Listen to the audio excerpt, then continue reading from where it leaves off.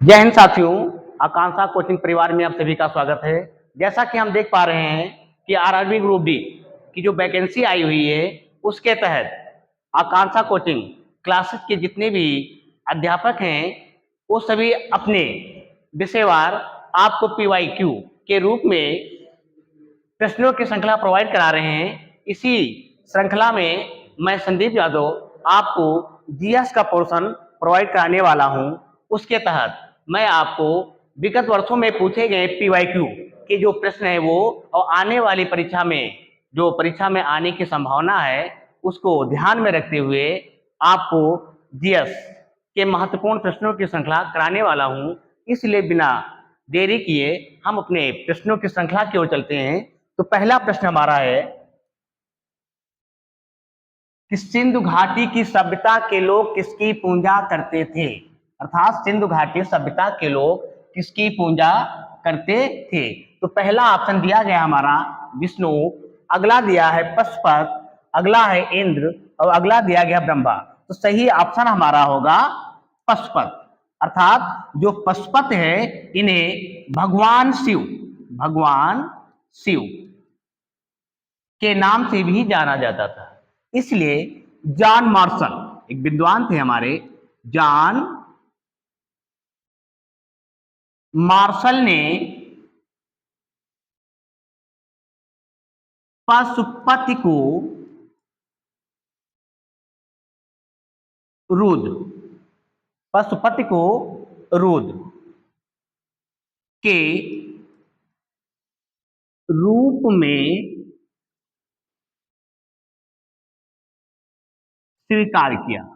कहने का तात्पर्य है कि जॉन मार्शल ने पशुपति को रुद्र के रूप में स्वीकार किया। अगले प्रश्न को चलते हैं। अगला प्रश्न है हमारा कि निम्न में से भारतीय संविधान का कौन सा अनुच्छेद कार्यपालिका से न्यायपालिका के पृथक्करण से संबंधित है। तो पहला ऑप्शन है हमारा 50, अगला दिया गया है 52, अगला है 51 और अगला दिया गया है 53। इसमें सही ऑप्शन हमारा है ऑप्शन नंबर 1। आर्टिकल 50 के तहत भारतीय संविधान के अनुच्छेद को कार्यपालिका से न्यायपालिका से पृथक्करण करता है। इसमें जो अनुच्छेद हमारा आर्टिकल नंबर जो है 52 दिया गया है, ये 52 राष्ट्रपति के पद से संबंधित है। अगले प्रश्न जो चलते हैं। अगला प्रश्न है हमारा कि निम्न में से कौन सा त्योहार उड़ीसा में मनाया जाता है। पहला ऑप्शन है पराग, अगला दिया गया पोंगटू, अगला है रज पर्व और अगला दिया गया है अंबुबाची। तो सही ऑप्शन हमारा है ऑप्शन नंबर सी, अर्थात रज पर्व। इसमें जो डी ऑप्शन है ये भी क्वेश्चन काफी महत्वपूर्ण है। ये दिया गया अंबुबाचू।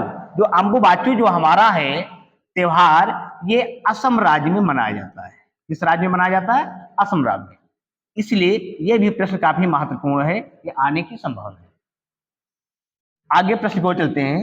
अगला प्रश्न दिया गया है कि हीराकुंड बांध किस नदी पर स्थित है। हीराकुंड बांध किस नदी पर स्थित है। पहला ऑप्शन है हमारा गंगा नदी, अगला दिया गया है महानदी, अगला है नर्मदा नदी और अगला दिया गया है चंबल नदी। तो सही ऑप्शन हमारा होगा महानदी, अर्थात ऑप्शन नंबर बी सही होगा। अगले प्रश्न की ओर चलते हैं। अगला प्रश्न दिया गया है कि भारत में आर्थिक सर्वेक्षण सरकारी स्तर पर प्रतिवर्ष कौन प्रकाशित करता है। पहला ऑप्शन है नीति आयोग, अगला दिया गया है आरबीआई, अगला है वित्त मंत्रालय और अगला दिया गया है एसबीआई। तो सही ऑप्शन हमारा होगा ऑप्शन नंबर सी, अर्थात वित्त मंत्रालय। अगले प्रश्न की ओर चलते हैं। अगला प्रश्न है हमारा कि भारतीय संविधान में कितने देशों से विशेषताएं ली गई है। अर्थात भारतीय संविधान में कौन से देश हैं या कितने देश हैं जिनसे जो है विशेषताएं कुछ न कुछ जो है विशेषताएं ली गई हैं अपने संविधान में। तो पहला ऑप्शन दिया गया 13, अगला दिया गया 6, फिर अगला ऑप्शन है 7, तो अगला दिया गया है डी, अर्थात 10। तो सही ऑप्शन हमारा होगा 10, अर्थात भारतीय संविधान में 10 देशों से विशेषताएं ली गई हैं। जिसमें से पहला हमारा बात करते हैं तो पहला ऑप्शन हो गया हमारा ब्रिटेन। ब्रिटेन। अगले की बात करते हैं तो हो गया अमेरिका, अगला बात करते हैं रूस, अगला दिया गया है, बात कर लेते हैं फ्रांस, फिर अगले की बात करते हैं जापान, अगले की बात करते हैं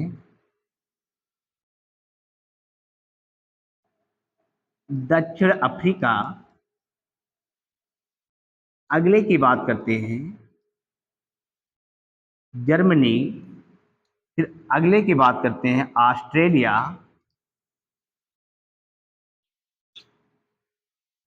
एक मिनट, हाँ,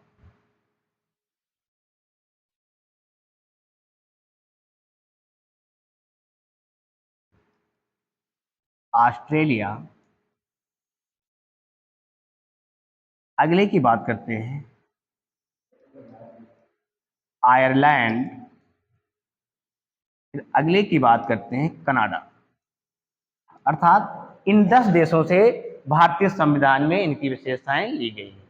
अर्थात ब्रिटेन, अमेरिका, रूस, फ्रांस, जापान, दक्षिण अफ्रीका, जर्मनी, ऑस्ट्रेलिया, आयरलैंड और कनाडा।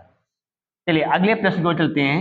अगला प्रश्न है हमारा कि निम्न में से कौन सी भारतीय संविधान की एक प्रमुख विशेषता नहीं है।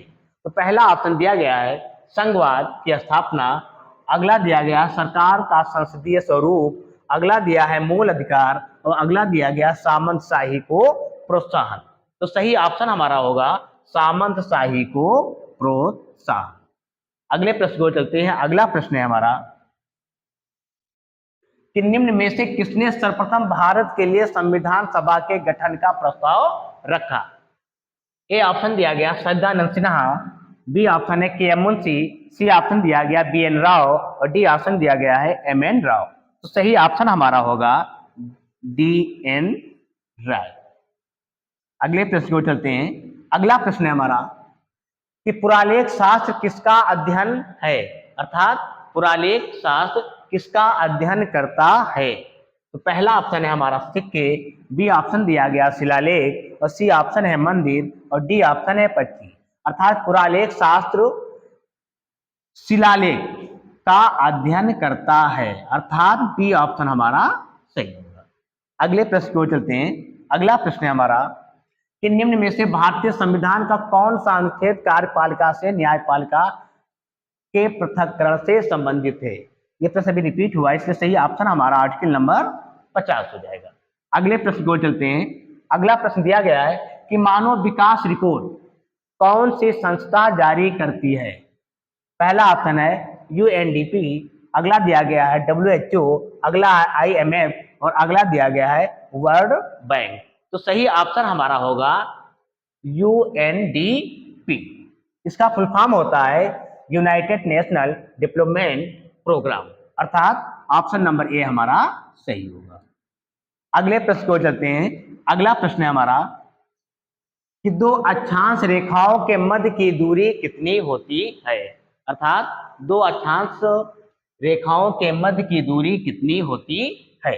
पहला ऑप्शन है 100 किलोमीटर, अगला है 111 किलोमीटर, सी ऑप्शन दिया गया है 149 किलोमीटर और डी ऑप्शन दिया गया है 444 किलोमीटर। तो सही ऑप्शन हमारा होगा ऑप्शन नंबर बी, अर्थात 111 किलोमीटर। अगले प्रश्न की ओर चलते हैं। अगला प्रश्न है कि राष्ट्रीय कृषि और ग्रामीण विकास बैंक की स्थापना किस पंचवर्षीय योजना में हुई थी। अर्थात राष्ट्रीय कृषि ग्रामीण विकास बैंक नाबार्ड की स्थापना किस पंचवर्षीय योजना के अंतर्गत हुई थी। तो पहला ऑप्शन दिया गया है हमारा 3, बी ऑप्शन दिया गया 4 और सी ऑप्शन दिया है 5 और डी ऑप्शन दिया गया है 6। तो सही ऑप्शन हमारा होगा ऑप्शन नंबर डी,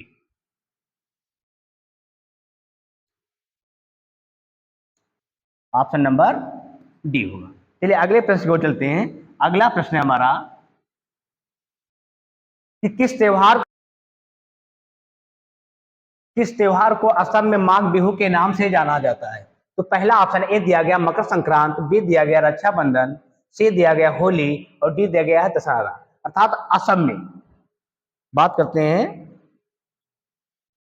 असम में माघ बिहू, असम में माघ बिहू के नाम से जाना जाता है मकर संक्रांत, अर्थात सही ऑप्शन हमारा होगा मकर संक्रांत। अर्थात मकर संक्रांति को माघ में माघ बिहू अर्थात असम में इसके नाम से जाना जाता है।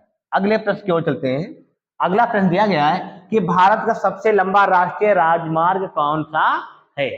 पहला ऑप्शन है नेशनल हाईवे 12, अगला दिया गया है NH10, अगला दिया गया है NH1 और अगला दिया गया है NH44, अर्थात ऑप्शन नंबर डी अर्थात करेक्ट आंसर होगा अर्थात नेशनल हाईवे नंबर 44, अर्थात ये क्या है भारत का सबसे लंबा राष्ट्रीय राजमार्ग है। अगले प्रश्न की ओर चलते हैं। अगला प्रश्न दिया गया है कि निम्न में से किस त्योहार को विजयदशमी के नाम से जाना जाता है। ए ऑप्शन है पोंगल, अब बी ऑप्शन दिया गया ओणम, सी ऑप्शन दिया दिवाली और डी ऑप्शन दिया गया दशहरा। तो सही ऑप्शन हमारा होगा डी अर्थात दशहरा। दशहरा जो त्योहार है इसे विजयदशमी के नाम से जाना जाता है। अगले प्रश्न की ओर चलते हैं। अगला प्रश्न है हमारा कि निम्न में से कौन सा फसल उत्सव मुख्यतः दक्षिण भारत में मनाया जाता है। तो ए ऑप्शन दिया गया ओणम, बी दिया गया है माघी और सी दिया गया है उत्तरायण और डी दिया गया है बिहू। तो सही ऑप्शन हमारा होगा ऑप्शन नंबर ए अर्थात ओणम जो है ये दक्षिण भारत में क्या है मुख्य रूप से फसल उत्सव के रूप में मनाया जाता है। अगले प्रश्न की ओर चलते हैं। अगला प्रश्न हमारा विश्व निम्न में से किस भारतीय राज्य का एक बहुत प्रसिद्ध त्योहार है। ए ऑप्शन दिया गया उड़ीसा, बी दिया गया है गुजरात, सी दिया है पश्चिम बंगाल और डी दिया गया है केरल। तो सही ऑप्शन हमारा होगा ऑप्शन नंबर डी अर्थात केरल। अगले प्रश्न की ओर चलते हैं। अगला प्रश्न है हमारा कि अरावली और विंध्य क्षेत्र के बीच कौन सा पठार स्थित है। अरावली और विंध्य क्षेत्र के बीच तो ए ऑप्शन दिया गया मालवा पठार, बी दिया गया दक्कन का पठार, सी दिया छोटा नागपुर का पठार, डी दिया गया तिब्बत का पठार। तो सही ऑप्शन हमारा होगा ऑप्शन नंबर ए मालवा का पठार। अगले प्रश्न की ओर चलते हैं। अगला प्रश्न है हमारा कि भारत में पंचवर्षीय योजना का नमूना किसके द्वारा बनाया जाता है। नंबर ए ऑप्शन है नाबार्ड, बी दिया गया राष्ट्रीय विकास परिषद, सी दिया गया है योजना आयोग और डी दिया गया है वित्त आयोग। तो सही ऑप्शन हमारा होगा योजना आयोग अर्थात ऑप्शन नंबर सी हमारा सही होगा। अगले प्रश्न की ओर चलते हैं। अगला प्रश्न है कि किसने कहा था कि अर्थशास्त्र धन का विज्ञान है। अर्थात अर्थशास्त्र धन का विज्ञान है। ए ऑप्शन दिया है एडम स्मिथ, बी दिया गया है केंट, सी दिया गया रॉबिन्स और डी दिया गया है मार्शल। तो सही ऑप्शन होगा हमारा ऑप्शन नंबर ए अर्थात एडम स्मिथ। अर्थात एडम स्मिथ ने कहा कि अर्थशास्त्र धन का विज्ञान है। अगले प्रश्न को चलते हैं। अगला प्रश्न है हमारा पेरियार टाइगर रिजर्व किस राज्य में स्थित है। पहला ऑप्शन है कर्नाटक, अगला दिया गया है केरल, अगला ऑप्शन है महाराष्ट्र और अगला दिया गया है राजस्थान। तो सही ऑप्शन हमारा होगा ऑप्शन नंबर बी अर्थात केरल। पेरियार टाइगर रिजर्व राज्य में स्थित है केरल में। अगला प्रश्न है हमारा कि कौन सा वेद धार्मिक अनुष्ठान से संबंधित है। अर्थात कौन सा वेद धार्मिक अनुष्ठान से संबंध रखता है। तो पहला ऑप्शन दिया गया है ऑप्शन नंबर ए दिया गया है ऋग्वेद, बी दिया गया है यजुर्वेद, सी दिया गया है सामवेद और डी दिया गया है अथर्ववेद।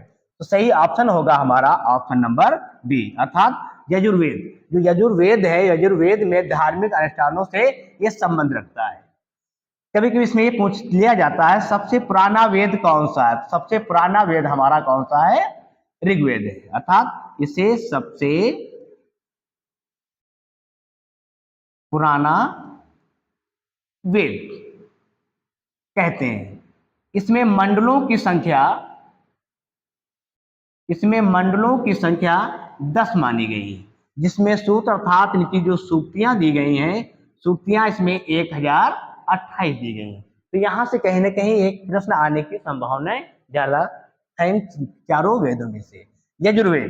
ये जो यजुर्वेद है, यजुर्वेद, इसमें जो रचना लिखी गई है गद्य व पद्य दोनों क्या है, भाषाओं में इसकी रचना लिखी गई। सामवेद, सामवेद में जो है संगीत के बारे में बताया गया है। और अथर्ववेद, इस वेद को नवीनतम वेद के नाम से भी जाना जाता है, जिसमें जादू और टोने के बारे में बताया गया है। अगले प्रश्न को चलते हैं। अगला प्रश्न है हमारा कि भारतीय पुरातत्व सर्वेक्षण के पहले महानिदेशक कौन थे। पहला ऑप्शन दिया गया है अलेक्जेंडर कनिंघम, अगला दिया गया है मार्टिमर व्हीलर, अगला दिया गया है जॉन मार्शल और अगला दिया गया है लॉर्ड कर्जन। तो सही ऑप्शन हमारा होगा अलेक्जेंडर कनिंघम, अलेक्जेंडर कनिंघम। अर्थात ये क्या है, भारतीय पुरातत्व सर्वेक्षण के पहले महानिदेशक माने जाते हैं। अगले प्रश्न को चलते हैं कि निम्नलिखित में से किस नदी को वैदिक काल में प्रासनी के नाम से जाना जाता है। तो ए ऑप्शन दिया गया सतलज, बी ऑप्शन दिया गया चिनाब और सी ऑप्शन दिया गया ब्यास और डी ऑप्शन दिया गया है रावी। तो सही ऑप्शन हमारा होगा ऑप्शन नंबर डी, ब्यास। जो ब्यास नदी है, इस ब्यास नदी का पुराना नाम है विपाशक। ये क्वेश्चन कहीं ना कहीं पूछ लिया जाता है। सतलज जो नदी है इसे जो है शताद्री के नाम से भी जानते, कहीं कहीं पे इसे जो है शतोद्री भी के नाम से भी जाना जाता है।